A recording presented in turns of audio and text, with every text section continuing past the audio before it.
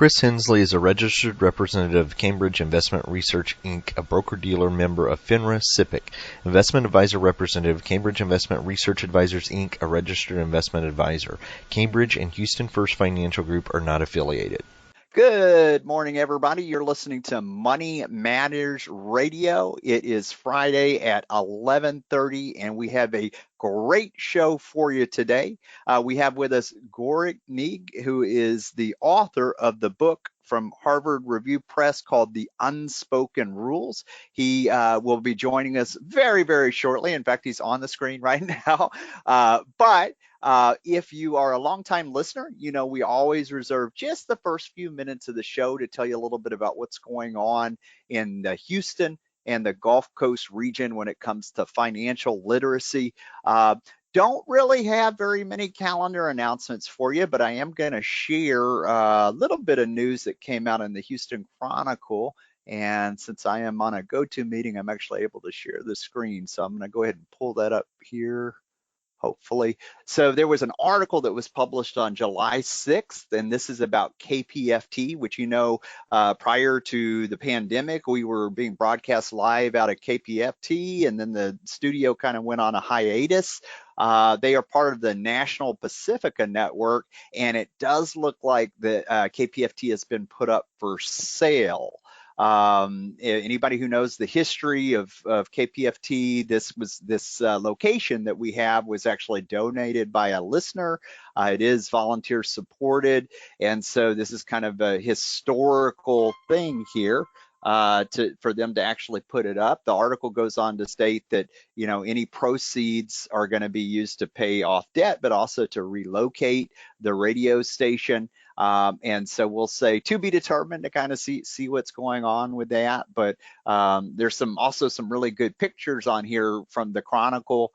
KPFT was one of the only radio stations that could say when we opened in the 1970s that we were blown off the air by the Ku Klux Klan, rebuilt. 3 months later, they turned around and did it again, but they finally caught the guy and he went to prison. So that was kind of how the Houston location of Pacifica started there. So we'll just kind of put a pin in that and keep that, see how that goes there. Let me stop sharing that now, and then we will get Gorick, who has been patiently waiting for us here. And let me go ahead and just introduce the topic. The book is called The Unspoken Rules. Now, Gorick is a Harvard career advisor, and he shares the secrets to navigating an early career that we all wish that we knew when we started out and that aren't taught in school. He specializes in coaching first-generation low-income students. He's managed new employees at his time at Boston Consulting Group, and is also a researcher with managing the Future of Work project at Harvard Business School. Gorick, thank you very much for joining us today.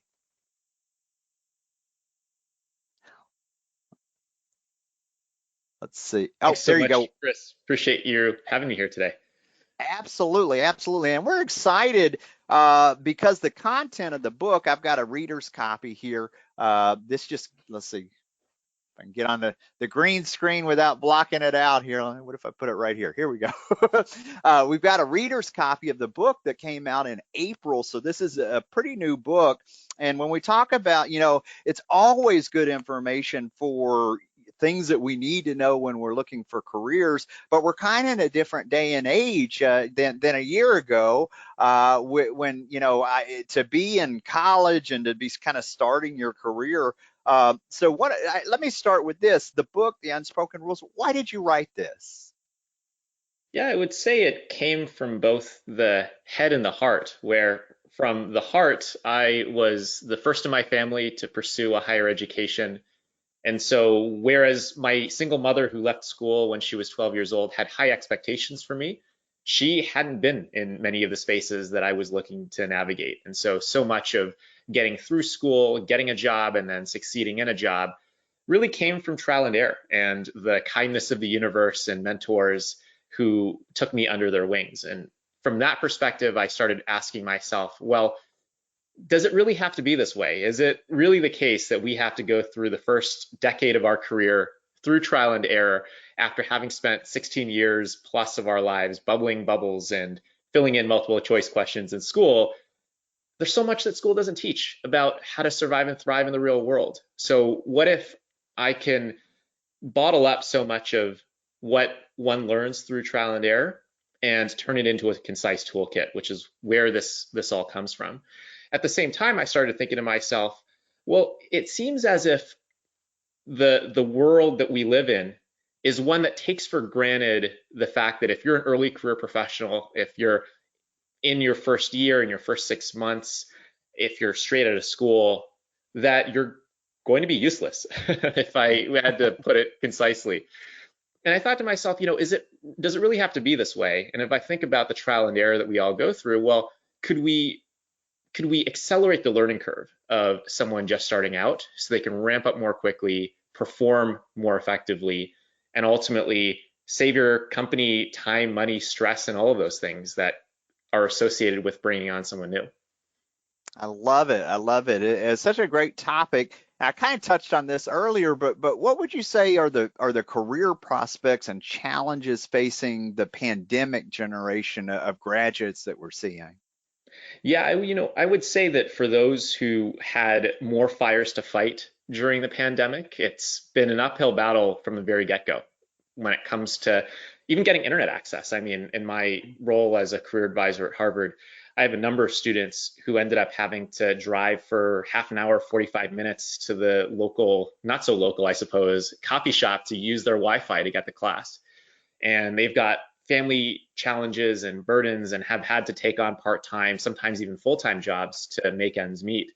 And so for those students, which quite frankly is the average student or the most prevalent student in America these days, getting back on your feet is not an easy task where you're catching up on school. You didn't have the opportunity, the time to take on those internships that some of your more privileged peers may have been able to get through family and friend connections. So it's a tough time. However, I would say that we're talking at a time when jobs are coming back and employers are hiring like crazy. And so if I were to be talking to an early career professional right now or a student who's still in school, it, yes, there are a lot of reasons to be down, but at the same time, this is perhaps the best time to be joining the economy than ever. There's The a real lot question of is, people hiring. It's true. the question is, how do you translate what you've done during the pandemic into bullet points and talking points for an employer? That's number one. Number two is, how do you navigate to the Venn diagram of what you want and what is out there? So a lot of the jobs that are out there today, some of them are jobs that are career building, many of them are not. So how do you navigate your way to an upwardly mobile career given what you have? That becomes the question nowadays. So I love that. Being able, the roadblock of kind of translating what you've done during the pandemic to this new world we're in, and then two, really being able uh, to what you want would be compared to what's actually out there right now. And so getting ahead of that is a challenge. You also mentioned even just having internet access. Some of these students have had to go to coffee shops where something that might have been seen as a luxury prior to all of this is a utility we all have to communicate here. So some unique challenges there. What about how can an early career professional or college graduate navigate a tight job market with a leg up on the competition? Yeah, I would say that it's time to put the traditional notion of applying to jobs to rest. It's actually rather, it's a bit of a misnomer. It's not so much about applying to jobs. You have to apply for sure. There's going to be paperwork involved in this process, but clicking the submit button is only a quarter of the battle. Making sure that someone behind the scenes knows that you exist and can bang the table to make sure that you get noticed is really what differentiates someone who gets hired from someone who doesn't. And so for someone who's looking for a job right now, it's helpful to go onto these job boards to see what may be available, but what may be available may not necessarily, and frankly, it doesn't represent what you could potentially do. So I'll say two things here. One is to take stock of what is it that you want to do. Start there. Where do you see yourself in 2, 3, 5, 10 years? Who would you like to impress in the future, and what will they be impressed by? And find yourself at a company, at an organization, in a role that's going to set you up for that long-term path. You may not get the job that you want or the career path that you want right from the get-go, but your first job is what leads to your second job, which is what leads to your third job. So having a sense of where you want to go can give you a bit more clarity around what first job to take. That's the first thing. The second thing is, once you take stock of what you want, coming back to that Venn diagram of what you want versus what's available, once you take stock of what you want, then the question becomes, all right, are these jobs the types that are posted, or are they not posted? If they are posted, certainly helpful to apply, but it's insufficient to just apply. You need to reach out. So can you find the email of the recruiter or the hiring manager to put a face to a name, a voice to a name? Or do you know someone who is connected to this person, let's say on LinkedIn, who can broker an introduction so that you can introduce yourself and stand out from the competition? And then the last piece is, what if your desired career path or position doesn't yet exist? Well, just because an opportunity isn't posted doesn't mean it's not available or it couldn't be created. So getting into the habit of looking for someone who you might want to work with and work for, an organization whose mission you believe in, and once again, trying to find an introduction, or if you don't have an introduction, guess their email. Send them a cold email and pitch yourself and talk about how you're competent, you're committed, and you're compatible, those 3 C's that I end up talking about in the book. I love it. I love it. So this is a lot of really good information for people who are looking. The first thing you mentioned was just getting noticed. You know, that's a challenge before all this stuff happened, and now that a lot of it is online, and you're not even sure if you're going to have an in-person interview where there's the body language and all that stuff, the idea of getting noticed is a different thing. And then, what's available out there, what's available may not reflect what you're limiting yourself to, or what you want to do. Asking yourself, what is that role? What are you really wanting to do? Maybe not starting with that first job, but putting yourself in a position where that role can move up to it. You even mentioned creating a position and that sort of thing. And then, looking for things like LinkedIn. I really like that one. I was having a conversation this week about somebody who used to work for me, who is now a CPA, who's got a full-time job. And his father was telling me that he had seen somebody on CNBC that he really liked, and he reached out to him, and it turned into a job for him. And so the idea of that, like LinkedIn and that thing, there's always this kind of firewall. People don't like to get outside of their comfort zone and approach people, but that seems like a really good, it kind of dovetails with what you're talking about here. So I love that. Well, let me ask you, what are the unspoken rules of starting a career off right?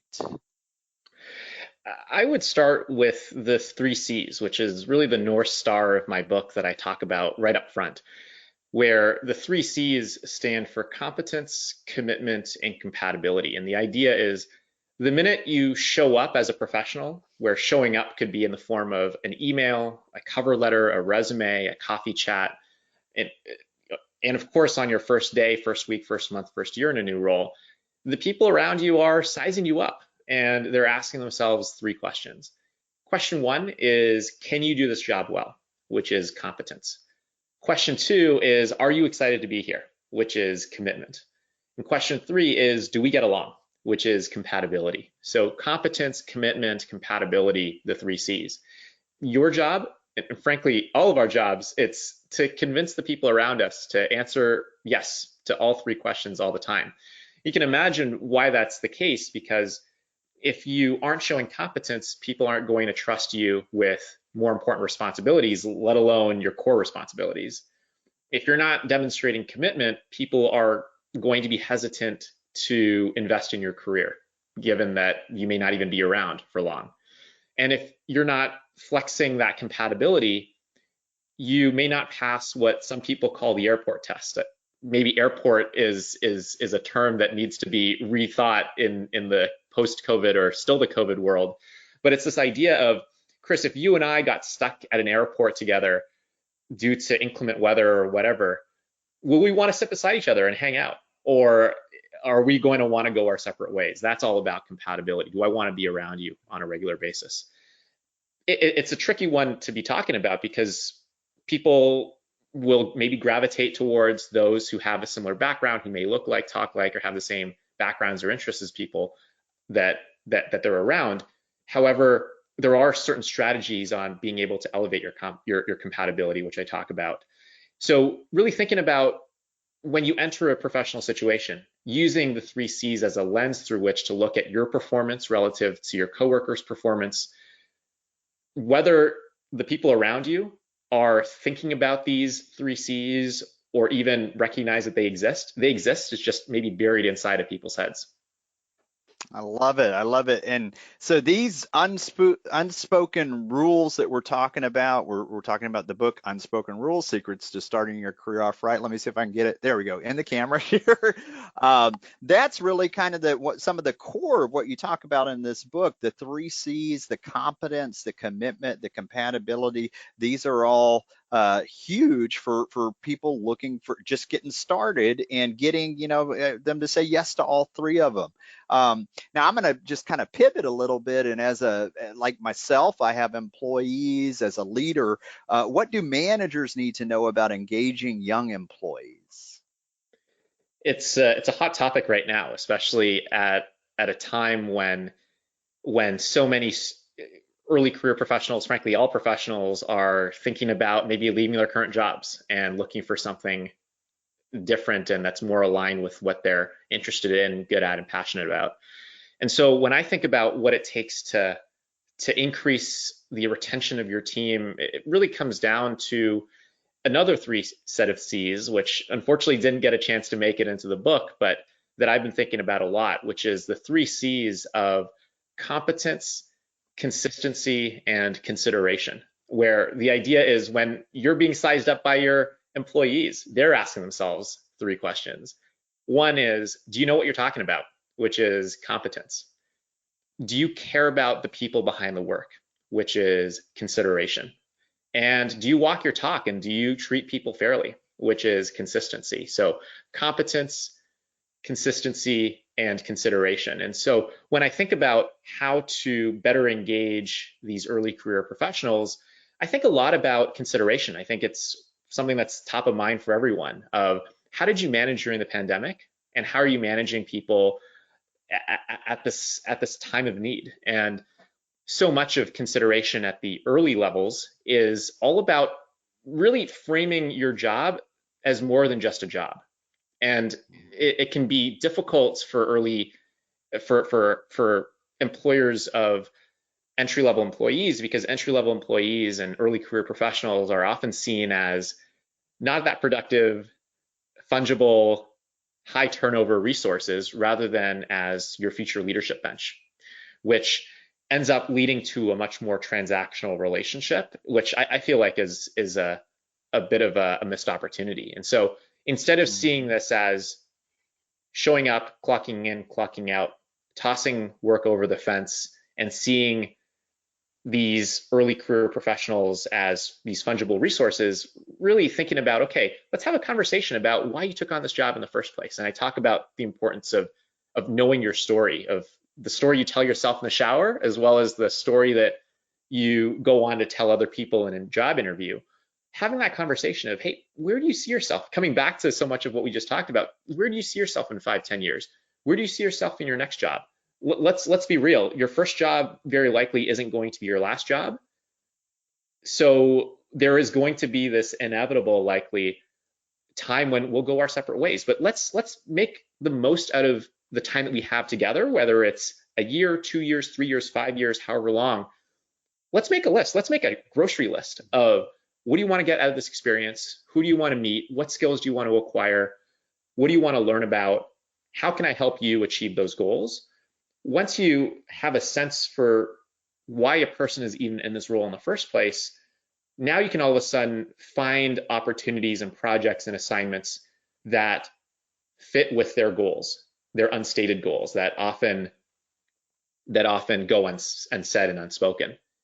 And in doing so, you can find yourself to the intersection of another Venn diagram, which is the Venn diagram of what you care about and what your employees care about, because it's really at that intersection where good work lives.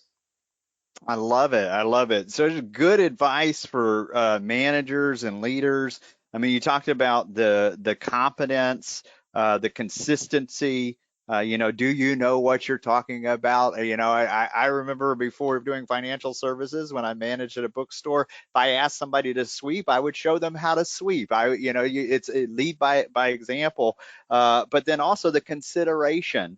That relationship, even if it's a short-term relationship, you're growing people, and what can we do with the time that we have together while you're here, so that really making it more than a job. That is great advice for leaders and people who want to have happy employees. Let me shift one more time, and we've got just 4 more minutes. So the time's going by fast here, but what are some of the most common early career blunders that you see out there? I would say the biggest one is a lack of ownership or an ownership mindset. And I define ownership as not just getting the job done or completing the task, but by taking a step back and really managing the entire process end to end. Where, and I'll say as well, this is very much a two-way street, where on the part of the early career professional, thinking back to when I was coming out of school, students will have spent 16 plus years of their lives bubbling bubbles, finding the right multiple choice answer to this quiz. So much of school is reactive, waiting for the next assignment to come, coloring within the lines, versus really seeing the big picture. And so, as I think about my own transition from school to work, I was in reactive mode or student mode versus owner mode, proactive mode. At the same time, managers, because they're busy, because they've got other fires to fight, often aren't all that clear about what needs to be done, how it needs to be done, and by when it needs to be done.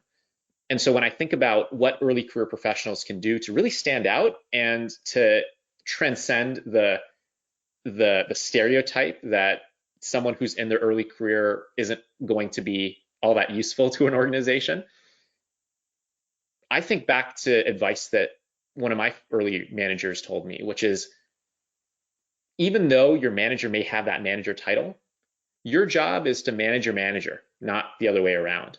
What does that mean? It means appreciating that the first time your manager is thinking about this task is when this meeting began. And the last time your manager is thinking about this task is at the end of this meeting. The time between this meeting and the next meeting is the time when your manager is entrusting you to keep them posted, to manage the process, to be proactive, to flag issues. And when issues do come up, that you'll go to your manager not just with an open-ended question like, what do I do? But instead to go with proposals of, Chris, I noticed this issue and that issue. I propose this. What are your thoughts? Or would you like for me to pursue path A, path B, or path C? I was thinking of path B for these reasons. What are your reactions? So really going to the table with proposals rather than just problems, that's what separates these high performers from these mediocre performers. And I would argue through the book that these are skills that can be taught. I love it. I love it. Well, we are right here at the end of the show. We could have just kept going. I feel like we just skimmed the surface for listeners and potential readers here who would like to get the book, The Unspoken Rules. Gorick, how would somebody find out more information about the book? Yeah, the best place to go is my website, which is gorick.com. That's GORICK.com. There, you'll be able to download the first 27 pages of my book, get a preview. You'll be able to find the different retailers where you can get the book, whether it's Barnes & Noble, Amazon, your indie bookstore, etc. And I'm active on LinkedIn and Twitter as well, so feel free to find me, connect with me. I'd love to get your reactions on this content and how we might be able to bring it to your organization. I love it. I love it. So we'll have, if you're driving, don't feel like you have to take notes because we'll have podcast notes with all of the links on it as well. Gorick, thank you so much for visiting with us today and have a great weekend there. Thank you so much. Appreciate your time.